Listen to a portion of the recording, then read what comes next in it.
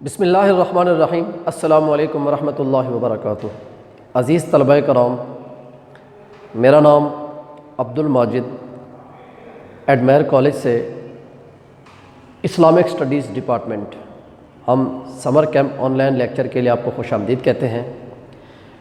میں دعا کروں گا انشاءاللہ کہ جو ہم لیکچر دے رہے ہیں اللہ تعالیٰ کے فضل و کرم سے آپ کے لیے وہ آسان ہوں۔ عزیز طلبہ کرام،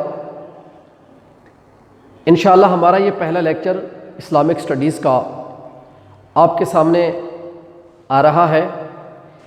اسلامیات فرسٹ ایئر کی اس کے ٹوٹل 4 چیپٹر ہیں۔ آج پہلے چیپٹر سے انشاءاللہ ہم اپنے لیکچر کا آغاز کرتے ہیں، لیکن اس سے پہلے ہم پیپر پیٹرن ڈسکس کرنا چاہیں گے۔ فرسٹ ایئر کی اسلامیات کے ٹوٹل 50 مارکس ہوتے ہیں، 10 نمبر ہوتے ہیں ایم سی کیوز کے اور 24 نمبر کے شارٹ کویسچن ہوتے ہیں۔ اسی طرح 34 مارکس ہو گئے اور 8 نمبر کے 2 لانگ کویسچن ہوتے ہیں۔ اس طرح آپ کی پیپر کے ٹوٹل 50 مارکس ہو گئے۔ آج ہم پہلے چیپٹر کے پہلے لیکچر کی بات کریں گے۔ ہمارے پہلے چیپٹر کا عنوان ہے بنیادی عقائد۔ اس میں بنیادی عقائد میں جو مین چیزیں آپ سے پوچھی جاتی ہیں اسے ہم نے اہم نکات کا نام دیا ہے۔ عقیدے کے لغوی معنی، عقیدہ کا اصطلاحی معنی، عقیدہ کی مثال، عقیدے کی اہمیت، تبلیغ کا آغاز اور اسلام کے بنیادی عقائد۔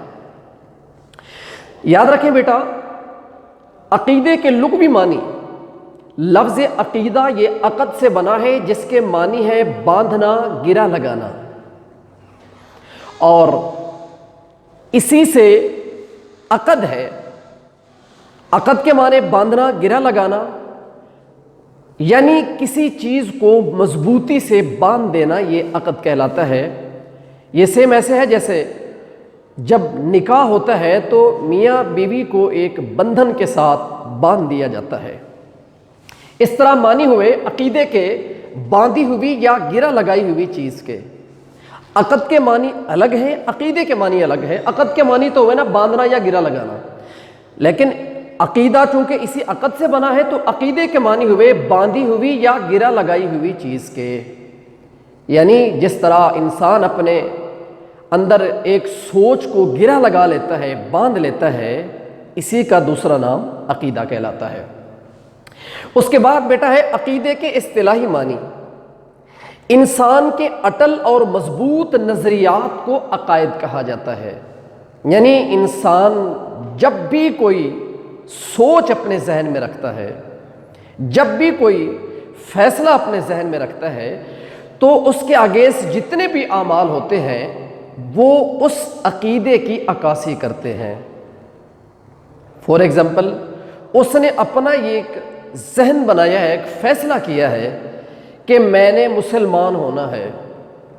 اس نے کلمہ پڑھ لیا، کلمہ پڑھنے کے بعد اس سے جو بھی اعمال صادر ہوں گے اس عقیدے کی عکاسی کریں گے۔ لہٰذا یہ عقیدے کے اصطلاحی معنی انسان کے اٹل مضبوط نظریات کو عقائد کہا جاتا ہے۔ اس کے تمام اعمال میں انہی عقائد کی جھلک نظر آئے گی، انہی عقائد کی عکاسی نظر آئے گی۔ یہ عقائد اعمال کے محرکات ہوتے ہیں، یعنی ہر عمل سے اس کے عقیدے کی جھلک نظر آئے گی۔ تیسرے نمبر پر بیٹا ہے عقیدے کی مثال۔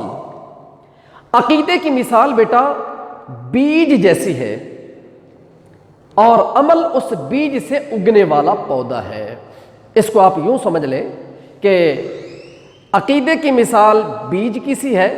ہم زمین کے اندر اگر گندم کا بیج بوئیں گے تو اسی گندم میں، اسی بیج میں گندم پوشیدہ ہے۔ گندم کا بیج بوئیں گے تو گندم ہی اس سے اگے گی۔ ایسا ہرگز نہیں ہے کہ گندم بوئیں اور اس سے ہم چاول اگائیں۔ تو جو ہمارا عقیدہ ہوگا اس سے جو نکلنے والے ہمارے اعمال ہیں وہ اس عقیدے سے ہی لیٹسٹ ہوں گے اس عقیدے سے ہی ملتے ہوں گے، کسی اور چیز سے نہیں ملتے ہوں گے۔ اسی لیے کہا کہ پودے میں بیج کی خصوصیات ہوتی ہے۔ اور چوتھے نمبر پر بیٹا عقیدے کی اہمیت۔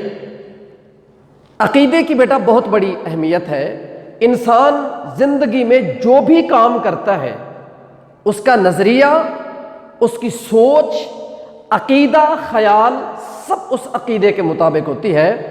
جیسی اس کی سوچ ہوگی ویسے اس سے کام سرزد ہوگا۔ اچھی سوچ ہوگی تو اس سے اچھے اعمال سرزد ہوں گے، بری سوچ ہوگی تو اس سے برے اعمال سرزد ہوں گے۔ اور پانچویں نمبر پر بیٹا تبلیغ کا آغاز۔ یاد رکھیں انسان کو اللہ تعالیٰ نے دو چیزوں سے مرکب بنایا ہے، ایک جسم سے اور دوسرا روح سے۔ جسم اور روح دونوں سے یہ انسان بنایا گیا ہے۔ انسان کے جسم کو اللہ تعالیٰ نے مٹی سے پیدا کیا ہے، اور انسان کے اس جسم میں روح جو کنورٹ کی ہے یہ آسمان سے آئی ہے۔ انسان کو مٹی سے بنایا ہے تو اس کی جسمانی جتنی بھی ضروریات ہیں سب کو اللہ تعالیٰ نے اسی مٹی سے ہی پوری کی ہیں۔ انسان کی خوراک، علاج، معالجہ سب چیزیں اللہ تعالیٰ نے اسی مٹی سے اس کی پوری کی ہیں۔ جو انسان کی روح کے متعلق چیزیں ہیں ان کا انتظام اللہ تعالیٰ نے آسمان سے کیا ہے۔ آسمان سے جتنی بھی تعلیمات اللہ تعالیٰ نے بھیجی ہیں اپنے تمام نبی انبیاء علیہ السلام پر، اس میں سارے کے سارے انسان کی روح کی غذا ہے۔ اس طرح یہ جو انسان کے روح کی غذا بن کر تعلیمات آئی ہیں، ان میں تمام انبیاء علیہ السلام نے سب سے پہلے جن تعلیمات کا آغاز کیا ہے وہ عقائد ہے۔ آخر میں ہمارے پیارے نبی حضرت محمد صلی اللہ علیہ وسلم جب مکہ مکرمہ میں تشریف لائے اور آپ نے نبوت کا اعلان فرمایا تو سب سے پہلے آپ نے عقائد کی بات کی ہے کہ جب لوگوں کو یہ بات سمجھ میں آ جائے گی کہ ہمارا عقیدہ یہ ہے کہ ہمارا رب ہمارا مالک ہے، ہمارا خالق ہے، ہمیں پیدا کرنے والی وہی ذات ہے، تو اس کے اگینسٹ جتنے بھی معاملات ہوں گے وہ اس عقیدے کی عکاسی کرنے والے ہوں گے۔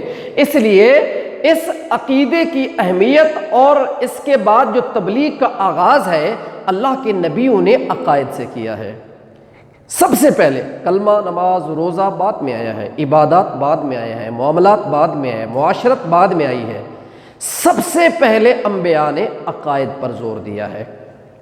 اسی لیے انبیاء علیہ السلام نے اپنی تبلیغ کا آغاز عقائد سے کیا ہے۔ اس کو قرآن کریم سے ڈیفائن کرتے ہیں۔ قرآن کریم کی آیت ہے وَلَكِنَّ الْبِرَّ مَنْ آمَنَ بِاللَّهِ وَالْيَوْمِ الْآخِرِ وَالْمَلَائِكَةِ وَالْكِتَابِ وَالنَّبِيِّينَ، بلکہ اصل نیکی تو یہ ہے کہ جو کوئی ایمان لائے اللہ پر، روز قیامت پر، فرشتوں پر، کتابوں پر اور انبیاء پر۔ اس آیت سے ہمیں اسلام کے بنیادی عقائد معلوم ہوئے۔ اسلام کے بنیادی عقائد ٹوٹل 5 ہیں: توحید، رسالت، ملائکہ، آسمانی کتابیں اور آخرت۔ یہ ہیں وہ بنیادی عقائد جن پر ہم نے اس چیپٹر میں بات کرنی ہے انشاءاللہ العزیز۔ ان میں سب سے پہلے جو بنیادی عقیدہ ہے وہ عقیدہ توحید ہے۔ اس کو انشاءاللہ نیکسٹ لیکچر میں بات کریں گے۔ اللہ تعالی ہم سب کا حامی و ناصر ہے۔